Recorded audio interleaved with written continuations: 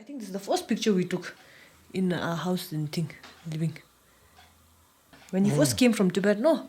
Or when we first met him, his pink jacket, we were saying, no lah, it's this one only. The pink jacket that he used to wear, no? This one lah. This is in our garden and that's his. I made him sign. He had printed all these, no? So he made Rinpoche do Chatam, no lah? Yeah, beginning of 2009 lah. Whole bunch of this. I don't know what my uncle was thinking.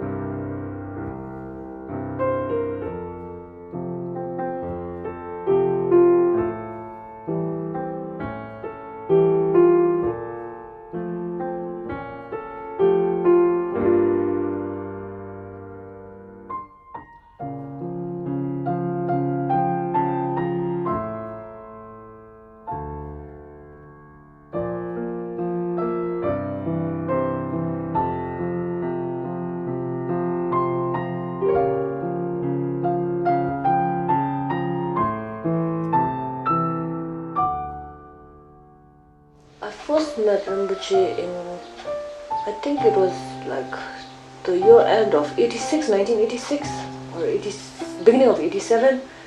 I was about 4 years old. Rinpoche was introduced to our family, my maternal family, by my youngest aunt, Aunt Chumchuki. So she was the one who actually introduced us to Rinpoche. Like, I remember Rinpoche came, I think he gave us like a wong or something also, because we were all in the Lhaka together. I vaguely remember that. But the memory I most have is when Rinpoche was getting ready to leave, no lah. He took out this bundle of like 2 rupee notes, you know, like new notes, brand new notes. And so he was giving money to everybody and he gave me a bunch, you know, of the 2 rupee notes. I still have a few. And, after that, of course, Rinpoche kept coming again and again and again.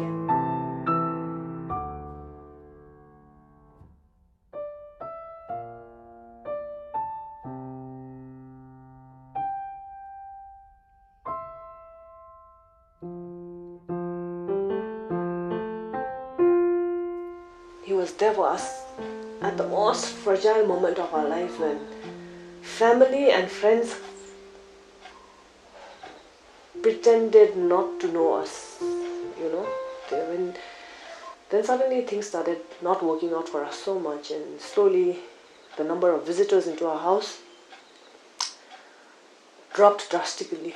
The one constant visitor was Rinpoche. It was a very difficult time for Rinpoche, as you know, because Penro Rinpoche had also just passed and he was in Tutam Lola. But when we called Rinpoche and told him about the accident, he said, please don't touch the bodies or don't have the funeral till I come. 6th April they passed. Rinpoche arrived on 11th April. He did all the prayers, everything. And then he kept Khense to go with us for all the 49 days. Then he said he would come back for the Shego on the 49th day to do the prayers himself. Half my family had passed in the accident, no? My uncle, his wife, and then my aunt who had introduced us to Rinpoche. And it was especially sad to see him say the prayer in my aunt's room.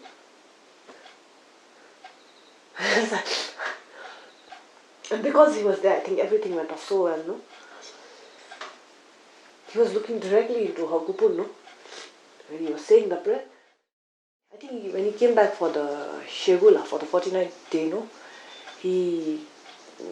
Rinpoche was there doing some prayers, and in the evening when he was back in his room, then he just asked me like, I believe you have a, you know, like a boyfriend, you know. I would like to meet him, he said. I was a little nervous also for him. Then he told my father also, you know, I would like to meet the boy. In Sikimi's weddings, the maternal brother, uncle is very important, no, Aisha. And I was very worried because my uncle had passed away. We were very close. So I had always imagined he would give me away for my wedding. So we put off my wedding for a really long time because the accident had just happened, and then we were just not in the right frame of mind, I think. Then we went to Yoksam Samka because Rinpoche wanted to meet my husband. I was so surprised because I never expected. It's like as if Rinpoche knew what was going on in my mind, I didn't have a maternal uncle, like my closest maternal uncle, to represent my side, So Rinpoche had told me, like, don't worry, We were in his Zimchung and we finished our lunch. He gave us lunch with him and we finished our lunch, and then he told my husband, he said, do you know that our father, Dr. Yabla, is the only son in Bixtang, and Diang happens to be his only daughter. So please, I hope you will not expect her to come and live with you, but rather like you will come and live with her and help her. And I was just so shocked because I didn't expect Rinpoche to say something like that, Because I think when my uncle passed away, like, I didn't think anybody would speak on my behalf like that. Then my wedding was scheduled for January 2013, and during that time, Ai Changchuk was not well. She was in Delhi, and I had always imagined Rinpoche would be there, for my wedding. And then I thought it would be wrong of me to request him to be there for me, because I knew Ai Changchuk needed him then. He knew that I was getting married, but I didn't have the heart to, or the courage, or I didn't want to disturb him. But he just arrived, he called me, then he said, like, I'm coming on the 12th. And really, when he came on the 12th, he had bought his, like, borge, we say, like, help, like, he had bought, like, big, like, of the 2 baskets of giro, our traditional Siamese thing, and of course, kabze, and 1 sack full of rice. And then he said, like, he put a khada, and he said, like, this is from your uncle to you, He said so.